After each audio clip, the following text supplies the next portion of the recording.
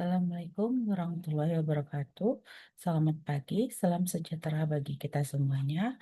Halo para mahasiswa Universitas Pembangunan Pancabudi, Prodi Akuntansi. Hari ini kita belajar mata kuliah tata kelola pemerintah desa, ya, di mana saya dosen pengampunya yang bernama Dr. Oktarini Kamila Sregar.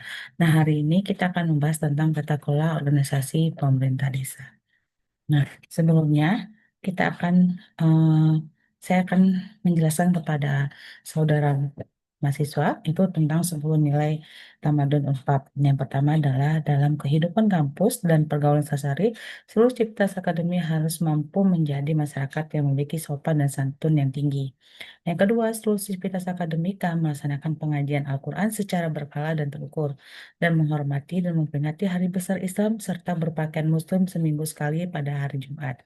Yang ketiga adalah seluruh sivitas akademika harus mampu mengamalkan piagam Pancabudi, Mutiara Hikmah, tujuan nilai dasar yayasan, kebijakan mutu, visi, misi, serta semua yang Unpad yang diterapkan dalam proses belajar dan mengajar. Yang keempat adalah seluruh sivitas akademika mengamalkan kampus bersih dan asri, serta lestari yang didasarkan atas pemahaman tentang budaya peradaban bersih dan budaya peradaban hemat energi. Nah, kemudian yang kelima adalah seluruh sivitas akademika dalam melakukan pekerjaan dan pelayanan wajib melaksanakan service excellent, 3S, sapa dan salam, serta wajib melaksanakan etika berkomunikasi yang baik antara pegawai, mahasiswa, dan dosen, serta pimpinan. Nah, yang keenam adalah di sini Universitas Muhammadiyah Budi memiliki beberapa warna kebesaran antara lain putih, kuning, biru, coklat, dan hijau, dan merah dan ungu. Nah, yang ketujuh adalah wajib menggunakan dan melestarikan simbol ornamen artefak dalam penataan lingkungan, bangunan, ruangan, baju, jaket, alma mater, toga, dan pakaian kebesaran lainnya, serta plakat cendera hati ya, empat yang berlandaskan kepada budaya kearifan lokal, serta memiliki nafas dan warna keislaman. Nah, kedelapan adalah melestarikan istilah dan makna budaya dan menghargai para tokoh-tokoh yang berjasa pada Unpad dengan menambahkan pada penamaan ruangan di seluruh kampus. 9. Terus sivitas akademika dalam melakukan segala tanggung jawab yang diberikan kepada seluruh setiap pegawai wajib melaksanakannya dengan sebaik-baiknya dan memiliki sifat mandiri serta bersedia meningkatkan kemampuan diri melalui pelatihan dan penguatan kalian yang berwawasan internasional.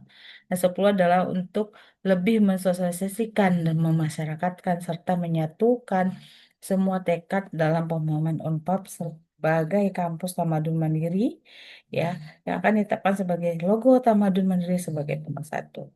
Nah, adapun visi dari Universitas Pembangunan Pancabudi adalah menjadikan perguruan tinggi swasta yang terkemuka berbasis religius eh, dalam mengembangkan iptek yang bermanfaat bagi kemaslahatan umat.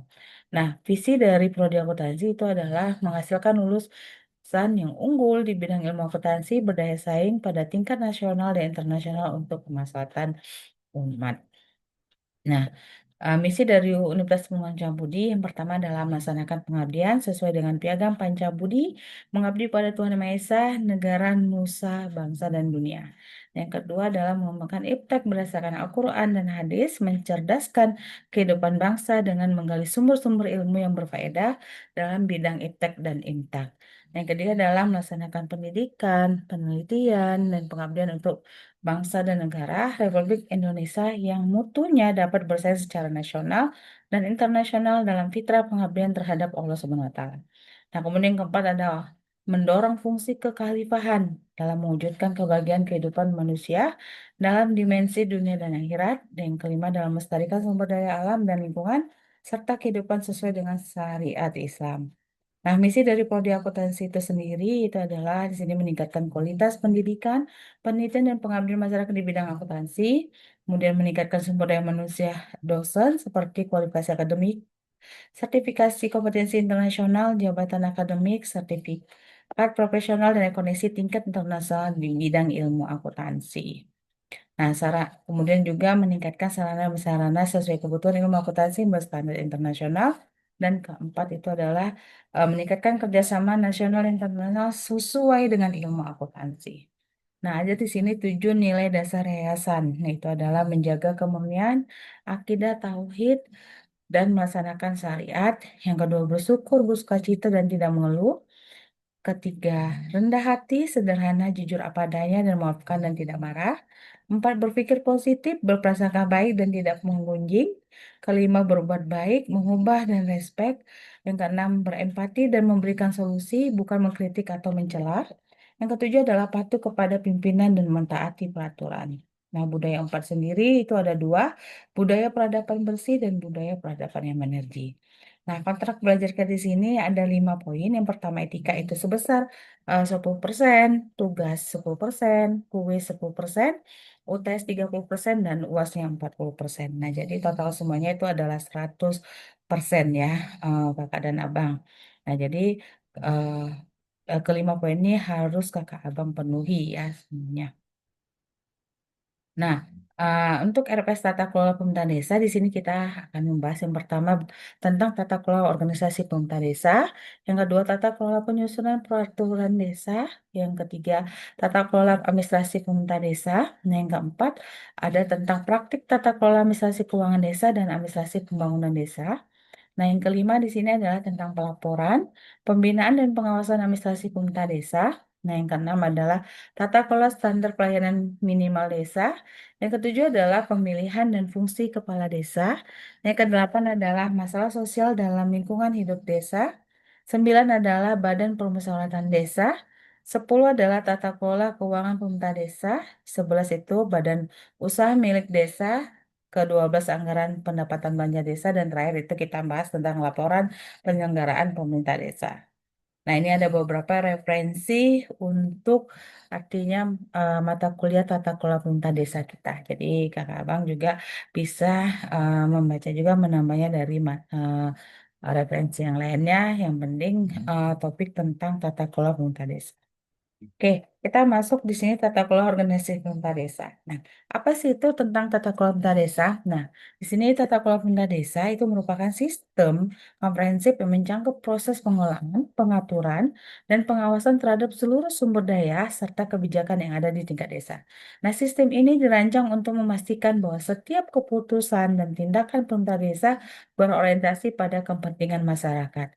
Nah, konsep dari tata kelola desa modern menekankan pentingnya profesionalisme dalam pengolahan administrasi, keuangan, dan pembangunan.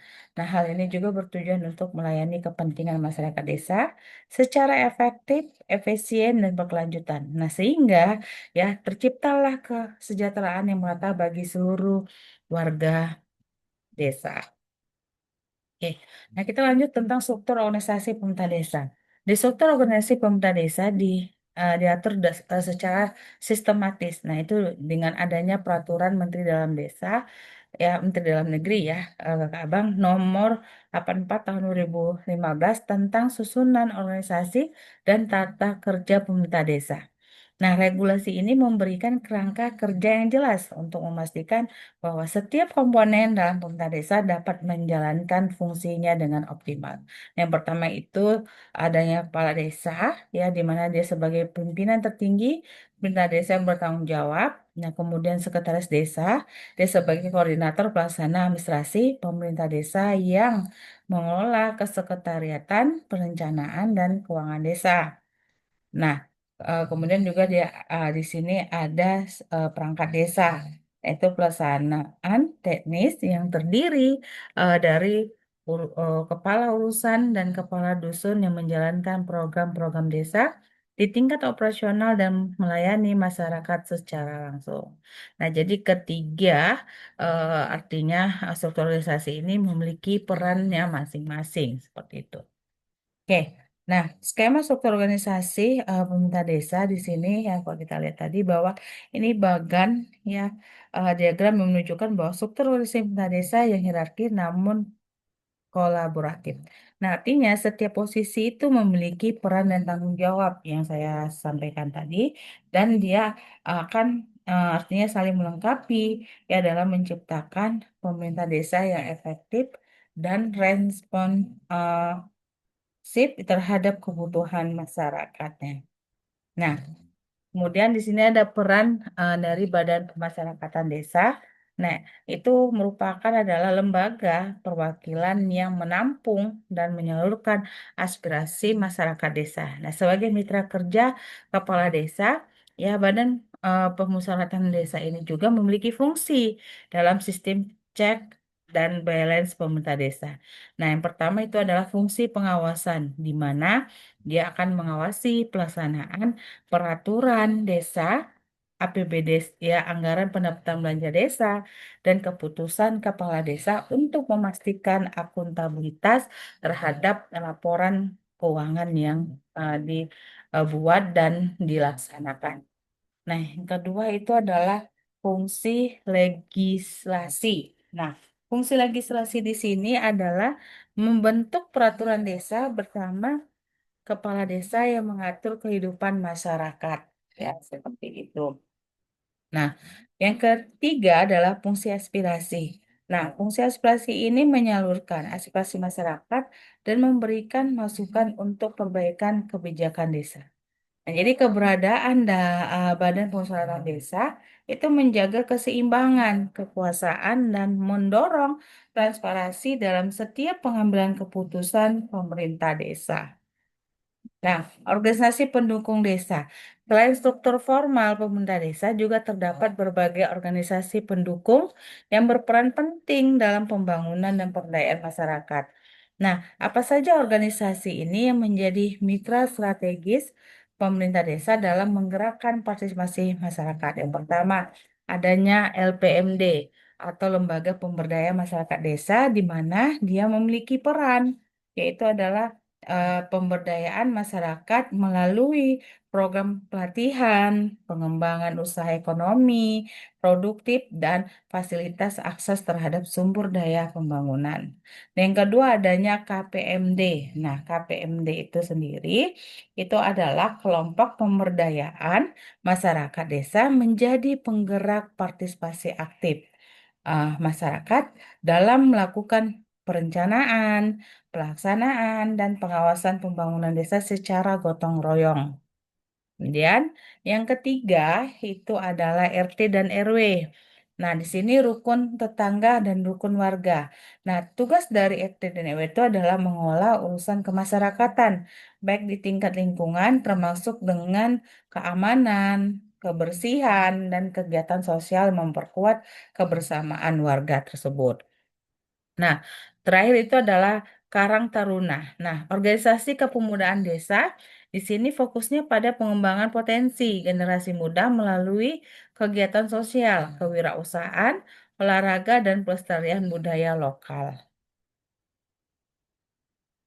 Baik, kita lanjut tentang transparansi dan akuntabilitas. Nah, apa sih sebenarnya transparansi? Di sini adalah keterbukaan pemerintah desa dalam menyampaikan informasi tentang pengelolaan pemerintahan dan pembangunan kepada masyarakat. Nah, prinsip ini mencakup adanya pelaporan keuangan, kemudian bagaimana penggunaan anggaran, serta pelaksanaan program-program desa yang dapat diakses dan dipahami oleh seluruh warga. Nah, kemudian selanjutnya adanya akuntabilitas. Nah, apa sih akuntabilitas itu? Nah, akuntabilitas ini adalah pertanggungjawaban pemerintah desa atas setiap keputusan dan tindakan yang diambil. Nah, pemerintah desa wajib mempertanggungjawabkan pengelolaan dana desa, APBDes, dan pelaksanaan program pembangunan kepada masyarakat dan pemerintah yang lebih tinggi. Nah, di sini ada contoh praktek yang terbaik. Contohnya adalah desa-desa yang ada di Indonesia kini memang semakin banyak. Nah, di mana dia memanfaatkan papan informasi desa. Kemudian dengan adanya website desa, kemudian ada media sosial untuk melakukan publikasi laporan penggunaan dana desa secara berkala, lengkap dengan rincian anggaran dan progres fisik dari pembangunan yang dilakukan oleh pemerintah desa tersebut. Oke, nah partisipasi masyarakat dalam pengambilan keputusan. Nah, kita masuk dulu. Apa sih sebenarnya partisipasi masyarakat? Itu adalah hak dan kewajiban warga negara untuk terlibat aktif dalam proses perencanaan, pelaksanaan, pengawasan, dan evaluasi pembangunan desa. Nah, prinsip partisipasi memastikan bahwa program-program yang dijalankan itu dengan benar sudah sesuai dengan kebutuhan dan aspirasi masyarakat. Contoh musyawarah desa. Nah, ini merupakan forum tertinggi di mana pengambilan keputusan yang melibatkan ya tadi masyarakat, ya pembangunan desa ya BPD ya, kemudian tokoh masyarakat, kemudian dan perwakilan warga untuk membahas rencana pembangunan dan kebijakan strategis desa. Yang kedua itu adalah tentang musyawarah desa. Nah, di sini adanya musyawarah perencanaan pembangunan yang melibatkan seluruh elemen masyarakat untuk menyusun prioritas program pembangunan tahun desa. Nah, yang ketiga adalah pengawasan partisipatif. Jadi masyarakat berhak memberikan masukan, kritik dan saran serta mengawasi pelaksanaan program untuk memastikan akuntabilitas dan kesesuaian dengan perencanaan. Nah, jadi mekanisme dari partisipasi yang efektif menciptakan rasa memiliki atau sense of balancing dan juga tanggung jawab bersama dalam mewujudkan pembangunan desa yang berkelanjutan ataupun sustainable. Nah, ada beberapa kepatuhan terhadap hukum dan peraturan yang harus seperti ini. Nah, kita lihat di sini di Undang-Undang Nomor 6 Tahun 2014, ini undang-undang tentang landasan hukum utama. Ya, kedua ada Undang-Undang Nomor 3 Tahun 2024 membahas tentang regulasi desa terkini dan peraturan turunan, yaitu ada peraturan pemerintah, Permendagri dan Perda terkait desa. Nah, jadi pemerintah desa wajib menjalankan tugas dan wewenangnya sesuai dengan koridor hukum yang berlaku. Nah, jadi kepatuhan terhadap regulasi bukan hanya kewajiban formal, tetapi juga ya kakak dan abang adanya jaminan bahwa hak-hak masyarakat dilindungi dan pembangunan desa berjalan sesuai dengan standar nasional. Nah, kalau kita lihat ya, regulasi desa di Indonesia ini memang terus berkembang dengan mengakomodasi dinamika pembangunan dan kebutuhan desa. Nah, termasuk dari tadi yang berdasarkan Undang-Undang Nomor 6 Tahun 2014, ya kemudian diperbaharui lagi Undang-Undang Nomor 3 Tahun 2024, nah, yang melandasan hukum yang komprehensif yang mengenai kewenangan desa, pengelolaan keuangan dan mekanisme pemerintah desa. Nah, perangkat desa itu harus memahami dan mengikuti perkembangan regulasi, di mana dia harus memastikan bahwa setiap kebijakan dan program yang dijalankan memiliki dasar hukum yang kuat dan tidak bertentangan dengan peraturan perundang-undangan yang lebih tinggi. Gitu. Oke, nah kita lihat di sini musyawarah desa. Ini merupakan wujud demokrasi partisipatif.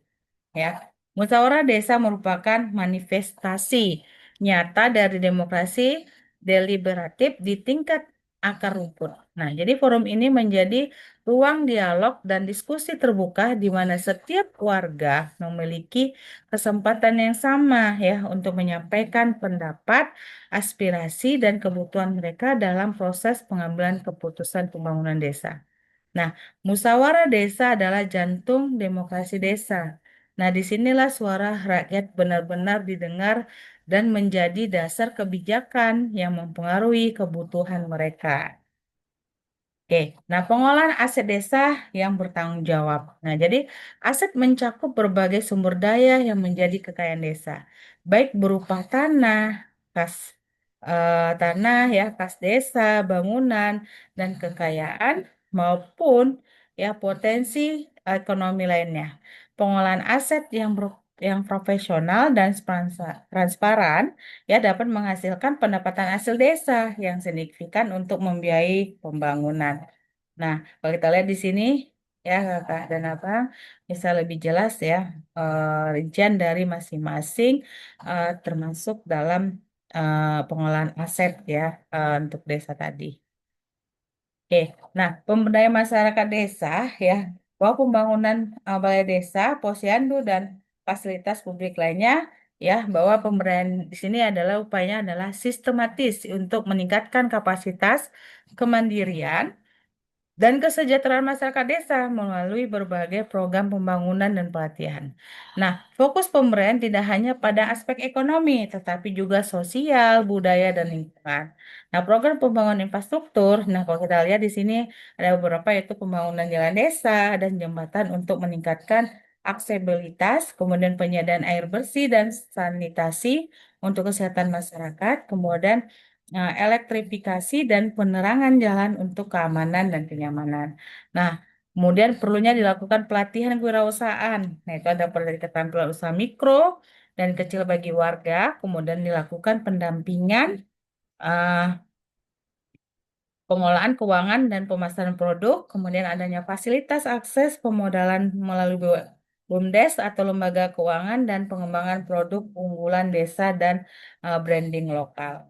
Nah, kemudian lanjut ada tantangan untuk tata kelola desa. Nah, itu yang pertama adalah keterbatasan SDM.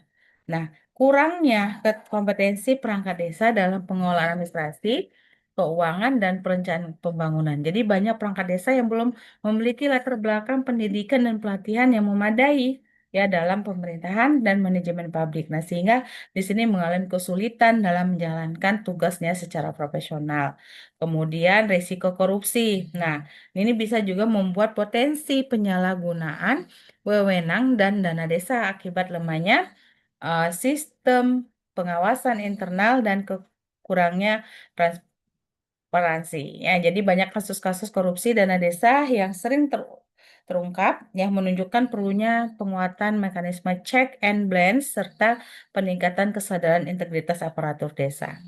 Nah, yang ketiga adalah partisipasi rendah. Nah, jadi tingkat partisipasi masyarakat ya dalam musyawarah ya di sini dan kegiatan pembangunan desa masih rendah karena faktor kesibukan, kurangnya sosialisasi dan ketidakpercayaan ya terhadap pemerintah desa. Nah, ini yang mengakibatkan program pembangunan kurang sesuai dengan kebutuhan real di masyarakat. Nah, terakhir adanya keterbatasan infrastruktur. Nah, minimnya infrastruktur teknologi informasi dan komunikasi desa akan menyebabkan kesulitan dalam melakukan implementasi sistem administrasi digital dan akses informasi. Nah, jadi kondisi geografis beberapa desa yang terpencil juga menambah tantangan dalam pengembangan infrastruktur desa. Nah, bagaimana solusi dalam peningkatan kompetensi dan sertifikat prodesa? Di sini kita melakukan pelatihan berkala, sertifikat kompetensi, pendampingan yang berkelanjutan, dan implementasi government. Nah, ini ada beberapa studi kasus mengenai desa sejahtera melalui tata kelola yang baik. Ya, di awal dari 2018 ya kondisi awalnya di mana desa tingkat kemiskinan tinggi, kemudian infrastruktur terbatas dan kepercayaan masyarakat rendah terhadap pembangunan desa. Lanjut di 2021 sampai 22 maka dilakukanlah pembangunan berkelanjutan. Nah, dengan adanya pelaksanaan program infrastruktur prioritas, pengembangan BUMDes, dan pemberdayaan masyarakat dengan melibatkan partisipasi aktif warga. Nah, lanjut di 2019 sampai 2020 ya, sebelumnya ini adalah reformasi tata kelola. Nah, di sini implementasi sesuai transparansi keuangan, pembentukan tim pengawasan partisipasi dan peningkatan kapasitas perangkat desa melalui pelatihan insentif. Nah, di 2023 sampai 2024 hasil terukur, artinya adanya peningkatan kesejahteraan masyarakat, penurunan angka kemiskinan, dan menjadikan desa percontohan tata kelola pemerintah yang baik di tingkat provinsi. Oke, baik, mungkin itu aja materi kita hari ini. Saya akhiri. Assalamualaikum warahmatullahi wabarakatuh.